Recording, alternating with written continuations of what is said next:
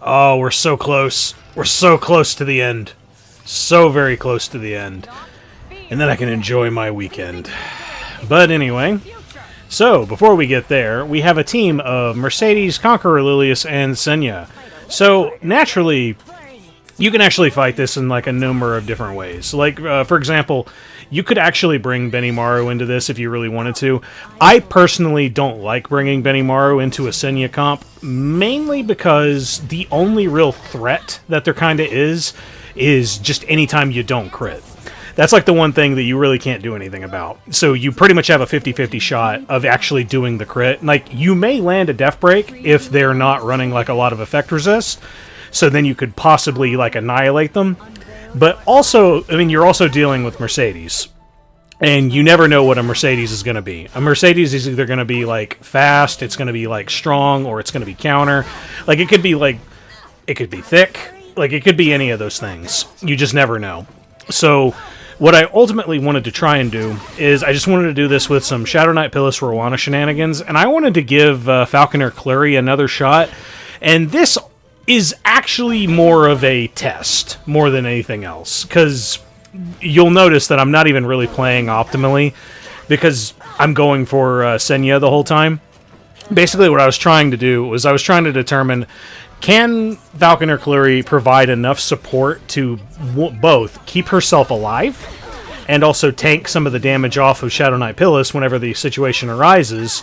And, like, you'll do death breaks as well with Kluri, like, every, what is it, like, every 4 or so turns or so? Just because, like, yeah, her S3 is on, like, a massive cooldown, but, like, hey, if you get lucky, you just, like, you'll zoom on the CR bar, and then it's not really an issue. But, basically, that's what a lot of this was. A lot of this was just a big factor of, like, oh, hey, how effective can I manage to keep Kluri alive throughout the entirety of this fight? And basically, you'll see that it works pretty well. It's just kind of hilarious, because Kluri was, like, one of the first SC changes. I don't know exactly who was first, but I know she was early. Real early. And she was absolutely fuck the world retarded broken whenever she first came out. Now, she got nerfed, but she's still really, really good. Like, it would be nice if she did, like, a little bit more, but, I mean, hey, she has a Soul Burn, Ignore Effect Resist on her S3. That's a guaranteed Strip, Death Break, and Provoke. Yeah, it's a little long on the cooldown count, but, like, hey, if you manage to work that into your strategy, you can use that in a lot of different ways, because, like, hey, if you have any form of guaranteed Death Break, that will pretty much annihilate about anything that you're fighting. So, like, the big test that I was trying to do, I was trying to determine, so, hey, I have Death Break on Senya. Is this something that I could use from my Shadow Knight Pyllis perspective to, like, see, like, how much damage this could do? And ultimately, on something like a Senya, who is, like, a little bit thick in and of itself, it didn't do as effective as I was hoping it would do. That's just kind of how it is. So, if you ever have, like, a Falconer Kluri on your team, because you're going to be very, very fast, a lot faster than mine, you're probably better off, like, actually holding that first S3 until, like, the Senya does her shenanigans, and then using it to strip the counterattack and all that other shit. But, that's just how it is. So, hey, we've already gotten rid of the Senya. Senya is, like, the most annoying thing on this field, and Mercedes is actually the most dangerous. But we're ultimately, like I said, we're just testing. Like, this is all just testing to see, like, how effective Kluri can, like, stay in the game. And keep in mind, my Kluri's not special. She's not super fast, she's not even super tanky, and she has, like, decent effectiveness, like, somewhere in the 100s. So, like, that's very, very mid. And, hey, she's actually really, like, keeping in really, really well. About the only thing you really have to worry about is, well, I mean, she's never going to keep that death buff from Shadow Knight Pyllis, because, like, the Mercedes is always going to get, like, a Magic for Friends off, or she's going to get off some, like, S2 shenanigans, and you just never have death buff, because, like, it's always going to be stripped, because I don't have a lot of effect resist. But I don't know, I may make that change sometime in the damn near future, but, like, that's, like, the biggest problem with this game, man. Like, I don't know, some people say that, like, oh yeah, there's, like, a lot of other things that are really, really bad about the game, but me personally, my personal opinion, I really, really hate gearing. I hate gearing. I hate enhancing gear. I really wish we could bulk enhance, but it's like it's hard to complain about it whenever you go and like compare Epic 7 to like other gacha games. A lot of other gacha games suck shit. But either way, hey, that's the first round. So hey, here's the second round. So this is my attempt at going into a Lua team with Benimaru. Now, Benimaru absolutely works because he doesn't have cooldowns in the same sense that you would expect, and multi-layer barrier prevents him from being like, you know, lowered in cooldown count. So we go into the Apocalypse Ravi. She didn't have immunity.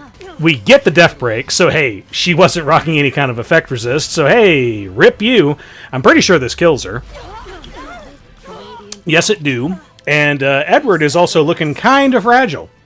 So we have Destina here both for safety of revival and to be the target for Edward. He didn't even get a chance to go. Benimaru did all the damage. And we just had Sylvan Sage Vivian there just in case we did not kill the Apocalypse Ravi. That's all this was. And Shazam. That is all she wrote for that fight. Yes, it was beautiful, Sylvan Sage. Amazing. I just wish I could use you more.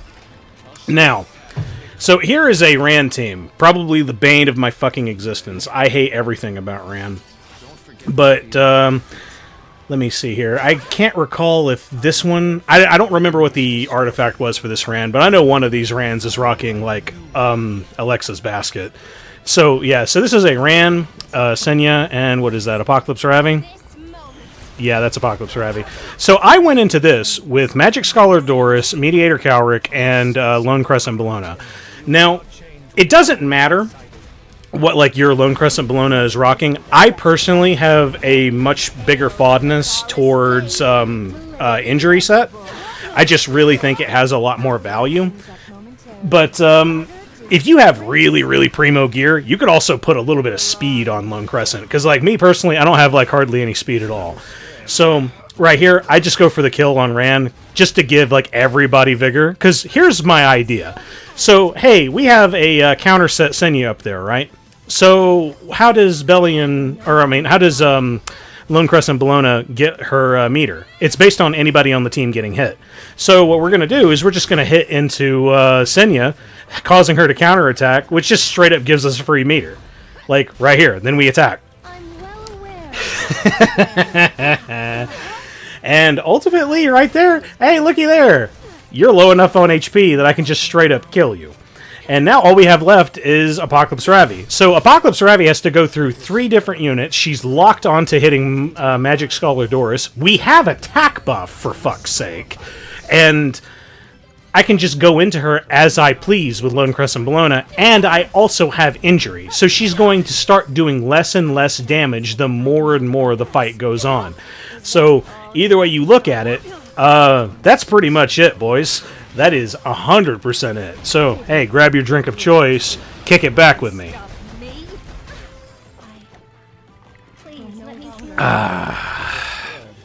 But yeah. Like right here, even this isn't going to kill. But hey, next hit onto her. Oh, hey, look.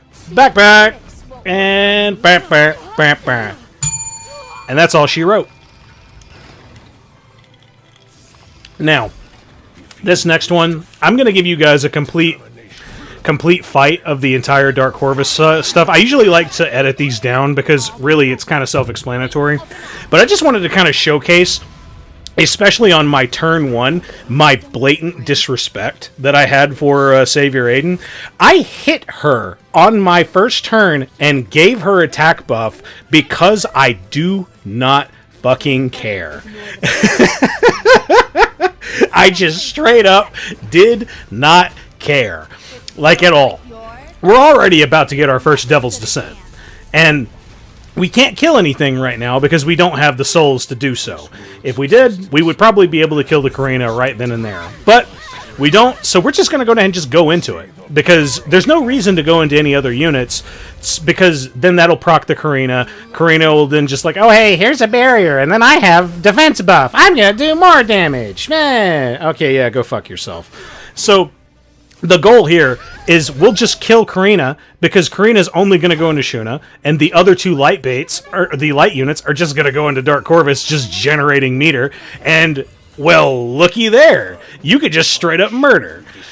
But, and also, Shuna is a great unit. Because like, hey, right now we're in the slime collab at the moment. If you thought about it as like, oh, hey, it's a free unit, I don't know if she's going to be worth it or not. Hey, guys, trust me, she got buffed. She is super worth it.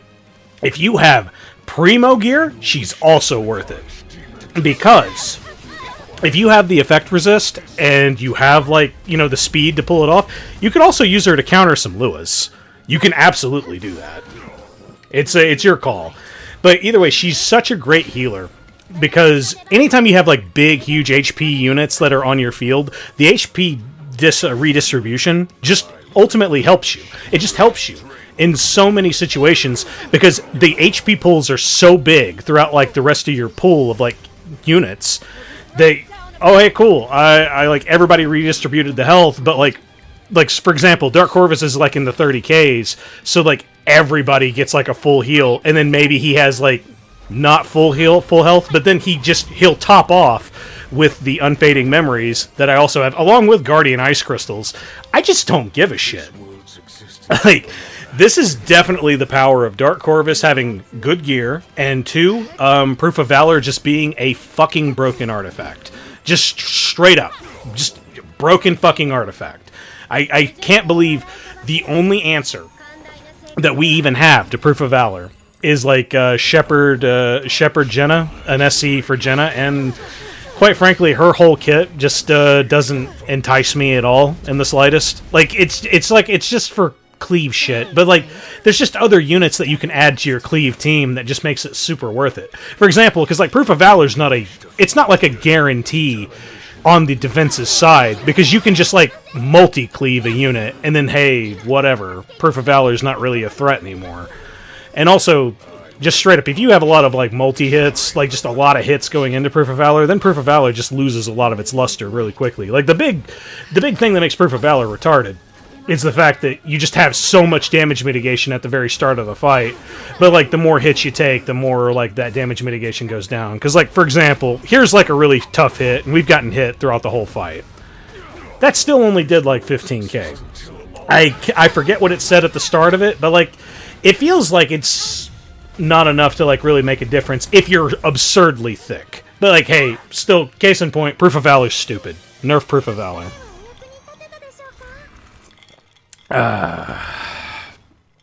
Now, on to the final match. So, one thing I have to talk about with this fight real quick. So, this is actually the hardest fight in the game. At least for this Guild War fight that we have. And we also got lucky right here. We didn't get 15%ed by the Winter. And we also lost the 50-50, where instead of going to Roana, it went into Arunka. That's just the way it is. I lost the 50-50. Hey, what can you do? So I use this opportunity to go into ae-KARINA, because as soon as ae-KARINA is dead, then we should be good to go.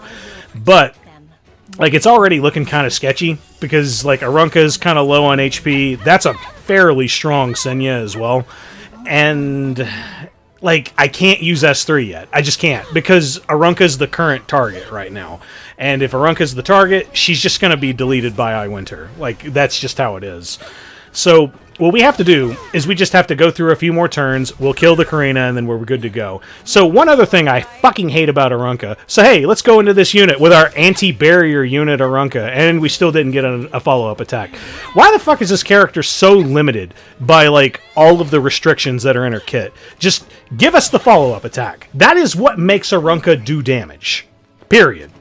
If they're scared of it, because it might be like the next coming of Huayang, I promise you, you wouldn't have to really worry about it. Because straight up, like triple set Huayang, like a triple torrent set Huayang is probably going to be a thing, like fairly soon, because torrent's actually kind of an annoying set to farm. But like, whatever. It's just a thing that like annoys the shit out of me, because like Arunka is so close to being good, but she's just held back by so much stupid shit in her kit. Especially the biggest thing that like probably pisses me off the most about Arunka is the fact that she is tailor-made to absolutely murder evasion units, but her stuff doesn't proc on an evasion. Fucking why? Oh, I know why. To make you suffer. That's correct. But But either way, like, that's just me, like, bitching and moaning and ranting and raving about Arunka, because, like, she's so close, so damn close to being good. But either way, like, and this is another thing about, like, iWinter in and of itself, where iWinter also is kind of shitty. Like, in all honesty, I swear to you, I think this character would be legit super amazing on defense if you were rocking, oh, I don't know, 1 extra turn cooldown on her S3. But, like, the other big thing I wanted to talk about as well is you could also have fought this team with a Mediator, Kawerik, Yulha, and a Lone Crescent Bellona. I just didn't feel confident doing it because, one, I'm pretty positive I would have to have Holy Sack on my Yulha just because the additional damage I really think would kill her. But you could have absolutely done that if you have Holy Sack. But anyway, on to the final match of the day. This match is fucking nuts. So it's a Ran, Mercedes, and an Apocalypse Ravi. So I make the first mistake right here of, I usually bring this team like into Ran, but of course, I get unlucky. Hey, immediate magic for friends. Oh my god, my Arowell is gonna die. So like here I'm gauging, who do I need to kill? So I need to kill Ran right now. So if I can get Ran down, which sucks, we missed, but hey, if we just focus him, we'll kill him really, really quick, because I can't handle having another death break on me. I just can't. So right here, Arowell goes down because we just weren't fast enough to either stun the Ravi or to heal with Doris. So it's pretty, you could pretty easily assume that this Ravi is not on counter set, because I don't think she counters the entire fight. Now this Mercedes is, on the other hand. But the good news is, like, hey, she's silenced right now, so we're not dealing with, like, any big, huge AoE attacks yet. So what I'm going to decide to do is, okay, so this is her turn here.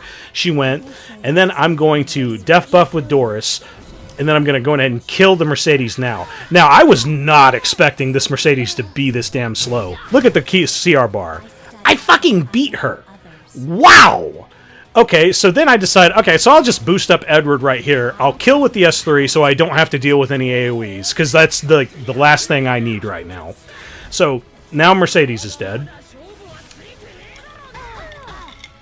And now all we have to deal with left is Apocalypse Ravi. Cool. This is the one thing I really did not want to fight, because one, I'm fighting an Apocalypse Ravi without injury, but the good news is, I am very positive this is not on counter set because of how fast she was at the start of the fight. So, because of that, we should be able to safely go into her with Edward. And hopefully we'll be able to turn cycle quick enough that we'll be able to do enough damage to beat her heal. So, let's find out. Can we do it? So, the other cool thing that's happened throughout this entire fight, which is another reason as to why, until like Doris gets buffed or something, or whatever, to where she doesn't feel like she needs Prophetic Candlestick, Prophetic Candlestick procs like almost every fucking turn. And it's a huge difference. Like, just having access to those skills of hers are incredible. Because, well, shit. I'm just able to, like, def buff constantly. I'm able to, like, S3, and then I can CR push, all that other crazy shit. Like, hey, right here, her best skill, the S2, is available again. Now we have def buff, and she can't kill. So, I know that if I'm at full health and I have def buff, the Ravi cannot kill me. So that's good to know. It's just really, really rough, because I'm playing a very, very delicate game right now, just trying to get to my turns as fast as I possibly can, and not hitting her with, like, weak hits like Doris, and just going in with Edward as much as possible. So, I think this one finally does it. Okay, thank God. But, like, woo, boy. Yeah, that final fight was a fucking doozy. But either way, that is the Guild War boys and girls. I hope you guys enjoyed. I had a fun time making it. One thing I guess I'll go ahead and I'll bring up real quick. Hey guys, I've brought this up before in like a post before in the past, but like I'll bring it up right here.